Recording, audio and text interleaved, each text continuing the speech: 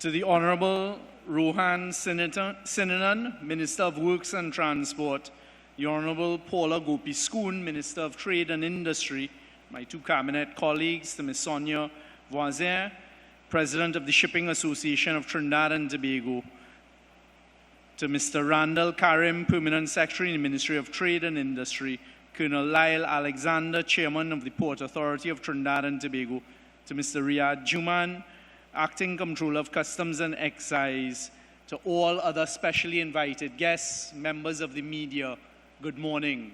And of course, you, the members of the Shipping Association of Trinidad and Tobago. When I was listening to the lead up to Minister Sinanan, two things came to mind.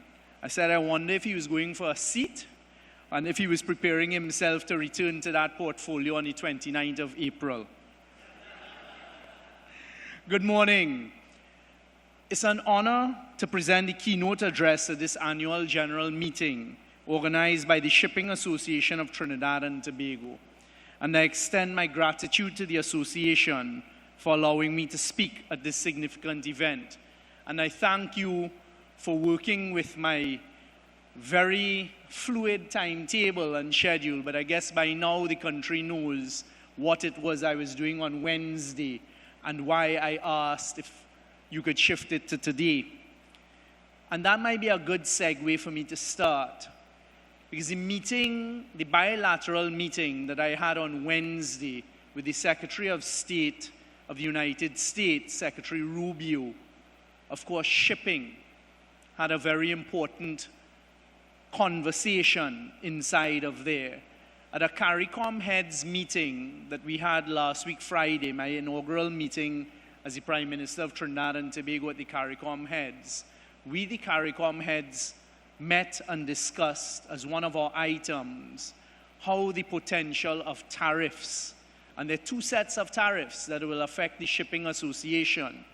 They're the tariffs that we're hearing on goods and services that you're seeing being put on. This is by the United States on many countries in the world that we trade with that are going to have a direct impact on the cost of goods for every single one of us and all of the citizens, not only in Trinidad and Tobago, but throughout the CARICOM region. But the important one that we were looking at specifically was the potential tariff on ships built in China and any shipping fleet that even has an order for a ship to be built in China. And as I told Secretary Rubio, I don't have the statistics, but I would find it very hard to believe that any global shipping fleet does not fall into one of those two categories.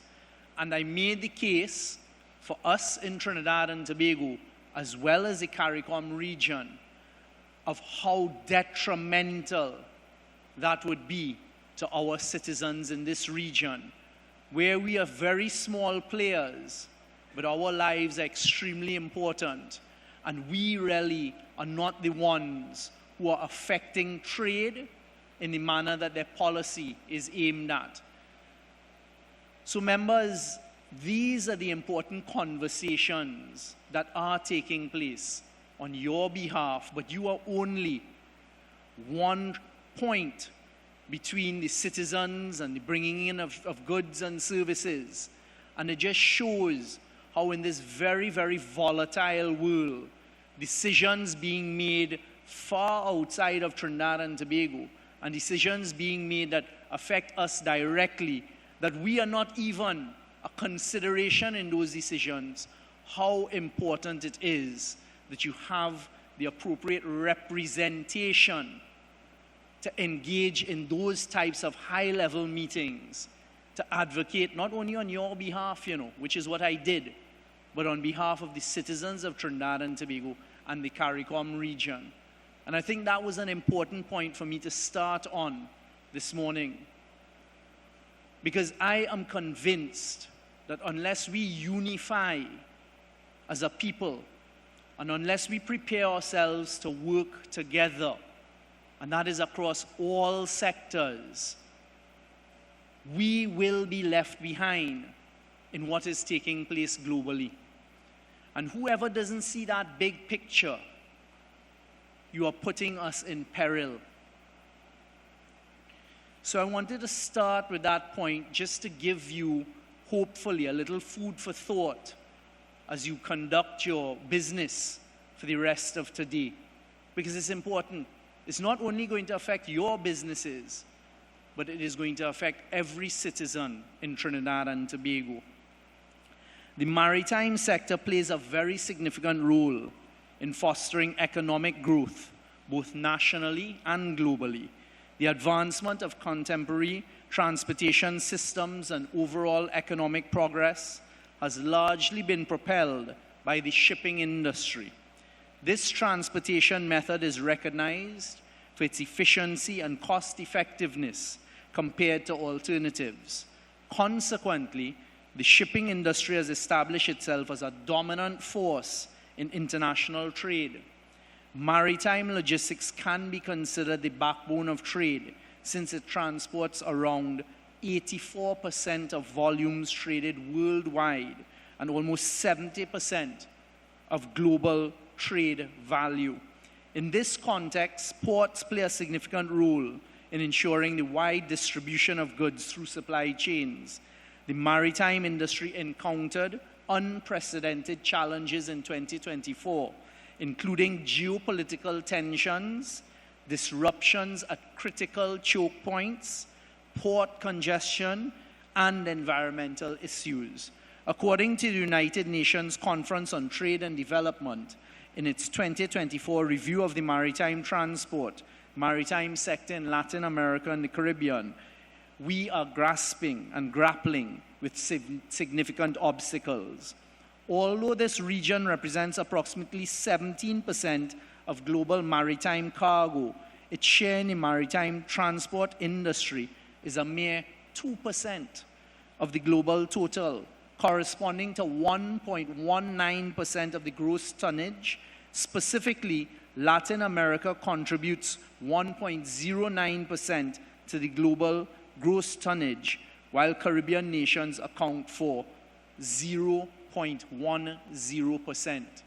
And that brings home the point I was just making. We in the Caribbean and the whole Caribbean only account for 0.10%.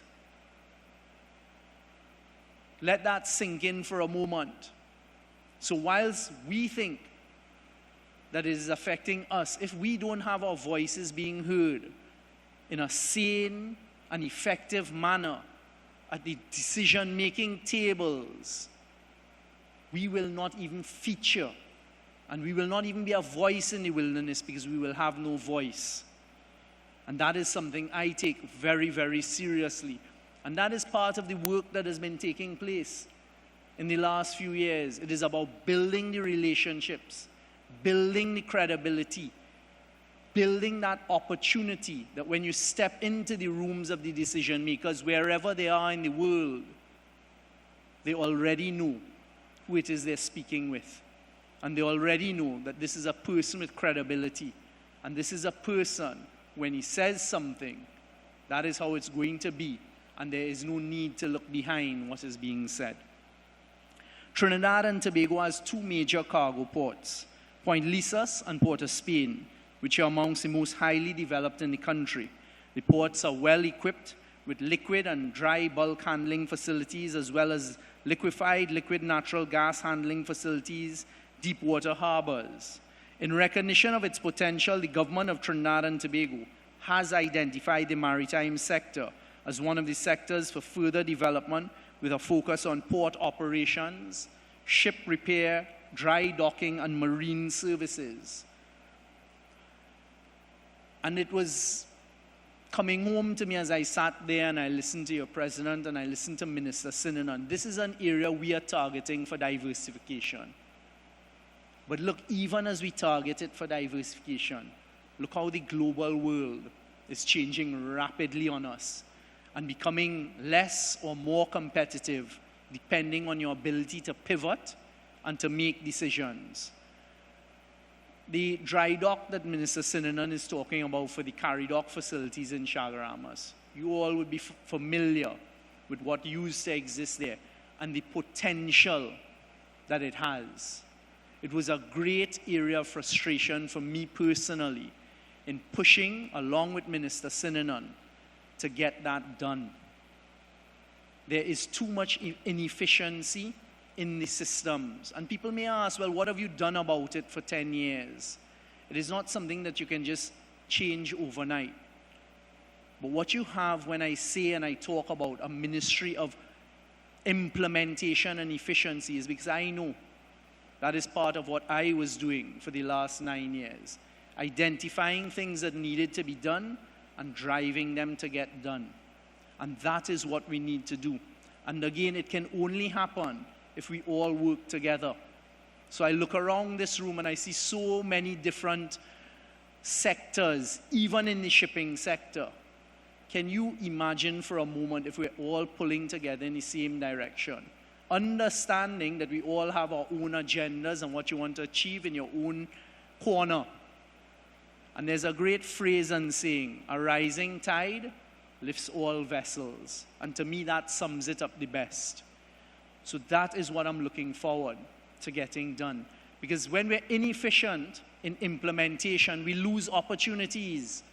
We may have the best idea and policy decision in the shipping and in the maritime and in the diversification. But if we allow inefficiencies in the system and persons who aren't doing what they're supposed to be doing in an efficient manner to hold it up, we could lose those opportunities. And we are perfectly poised here in Trinidad to achieve much in the maritime industry. We have natural deep harbors. We have the Gulf, which is a natural harbor from hurricanes because we're south of the hurricane belt.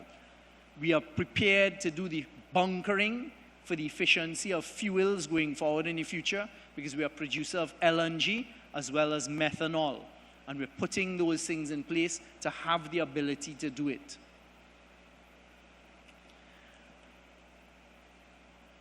I heard what the president said about the Forex challenge. And you would have seen that that is one of the first areas that I sought to tackle. Unfortunately, there's no magic pill to it. And as I said yesterday, if we earn 10 million US when we're accustomed to spending 20 million US, by definition, you're already in a deficit. But what we're going to work on is the allocation. How do we introduce a more efficient allocation system? And, to be quite frank, to assist the average people, because we understand every business wants their share of the allocation. The shipping industry has a serious role to be able to contribute in those things. And hopefully, if you do it properly, not only become a net user of foreign exchange, because there's that potential, but even an earner of foreign exchange for Trinidad and Tobago. There's certain parts of the shipping industry, the dry docking facilities, the services industry that will earn the foreign exchange. While some of you who are in the brokering and the agency for the shipping will need the foreign exchange to pay for it. So what we need to do is put our collective heads together and work out what are the areas we can increase that revenue in the foreign exchange and drive those areas. And you have a government that's willing to listen, a government that is committed to working with you, and a government who is committed to getting it done, because we understand the effects that they have, not only on your sector of society, but the wider part of society. Your president was just teasing me when Minister Sinanan was talking about self-regulation and reminding me that it was a few years ago, quite a few now, that was a conversation herself and I had, where I said, Sonia, you all need to get self-regulation done. But as Minister Sinanan said, there must always be some level of oversight. So that is another area we're going to be committed to. The country's location at crossroads of major shipping lanes makes it an ideal logistics and redistribution hub for goods heading to North America, South America, and CARICOM.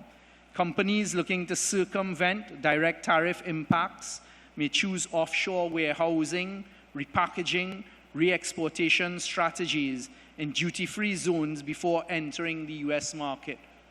Again, this is an area, and I'm glad that Minister Gopi Skoon is here this morning, because in a few days' time, we will be opening and finally implementing, and she has driven it, and I'd like us to give her a round of applause, the single economic zones. Having the foresight to introduce these zones, formerly known as trade zones, get them compliant again with the global requirements on us, Global Forum, FATF, and these types of things, so we don't end up in grey lists and blacklists. We at the government level are providing the platform for investment in these areas. We have built a state-of-the-art sector, the Phoenix Park facility, near to Point Lisas, and we're hoping to work with you all to attract that trade. So as people look globally, where's a competitive place to set up? We have that. We have the infrastructure. But it is your conversations with your business partners to say, hey, have you thought about Trinidad and what Trinidad has to offer? Because right there, next to state-of-the-art port, that we will invest more in if the traffic is coming through. There is the ability to set up these economic zones where you're exempt from taxation, import, customs duties, and these types of taxes. So these are the things that I'm hoping the pieces of the puzzle will pull together on. And it will create new revenue streams in container handling, customer brokerage, freight forwarding, with leading economic zones favoring trade with geographically closer and politically stable partners. Trinidad and Tobago can attract manufacturing investments in value-adding processing, light assembly, and re-export logistics. Enhanced shipping connectivity to North America, Central America, and Brazil can position Trinidad and Tobago as a competitive alternative in regional supply chains. Beyond transshipment, several niche maritime industries present additional opportunities for economic growth and diversification in Trinidad and Tobago. Countries in the global south can expand their industrial base by capturing supply chain realignments, reducing dependence on a single market, investment in our special economic zones, and duty-free processing areas can attract manufacturers looking to bypass traditional trade territories and leverage access to new markets. Increased trade between the Caribbean, Latin American, and African economies will reduce reliance on traditional supply chains. Emerging economies can build regional shipping alliances, joint trade facilitation mechanisms to collectively absorb the redirection of trade flows. With increasing maritime trade through the Caribbean, Trinidad and Tobago can expand its bunkering services to cater to transitioning vessels in its territorial waters. This would strengthen Trinidad and Tobago's foreign vessel service package by integrating bunkering with coal stacking, ship repair, transshipment services, making the country a one-step hub for maritime logistics. Increased bunkering activities would invite foreign currency inflows, create employment in the industry. By improving technical training, attracting foreign direct investment in shipbuilding infrastructure, and modernizing dock facilities, the country can and will position itself as a premier maritime service hub for commercial and industrial vessels in the region. In support of domestic port operations, the Ministry of Trade and Industry is currently implementing the Port Community System, which is aimed at integrating the IT platforms of customs, the ports, and TT BizLink to enable seamless data exchange and improve the efficiency of import and export clearances. Through the Port Community System, businesses will benefit from faster, more reliable port operations, leading to cost savings and improved service delivery. It is expected that the system will significantly reduce lead times, mitigate bottlenecks, and enhance the attractiveness of Trinidad and Tobago's ports. Our connectivity to regional and global markets makes this country an attractive location for maritime services. As a major exporter of energy and non-energy goods and services, maritime services play a key role. The successful investment and development of our downstream industries, particularly the Point Lisas Industrial Estate and the LNG facilities in Point Fortin, could not be achieved without adequate maritime services. This has enabled us to be the #1 exporter of ammonia in the world and the second largest exporter of methanol, and to be amongst the top 10 LNG exporters in the world. Trinidad and Tobago, unlike the rest of the majority of Caribbean countries, is a net producer of energy. It's no surprise that our domestic energy sector dominates trade in Trinidad and Tobago. It is a sector that is renowned for its price volatility. As at September 2024, energy exports accounted for approximately 80.4% of our total exports. Energy accounts for 80.4% of our total exports from Trinidad and Tobago. And that is why we have remained committed and focused in ensuring that that sector not only survives, but we're setting it up for growth in the next few years. Ladies and gentlemen, you are the experts in this area and this industry. My simple message to you this morning is that you have a government that is looking to write a new chapter, a government that is looking to build Trinidad and Tobago. And now that I have the responsibility of leadership, the only way I see this being achieved is by us working together with you. We're not always going to see things eye to eye. There are going to be differences of opinion. And any sensible government that wants what is best for Trinidad and Tobago has to make hard and difficult decisions. We are looking for your commitment to help us to continue to build Trinidad and Tobago and to take it where I personally believe we have the potential to go. I thank you all very much for the opportunity this morning to come and share these thoughts, my thoughts, the government's thoughts with you, and to invite you to work with us to write a new chapter for Trinidad and Tobago. I thank you very much for your attention.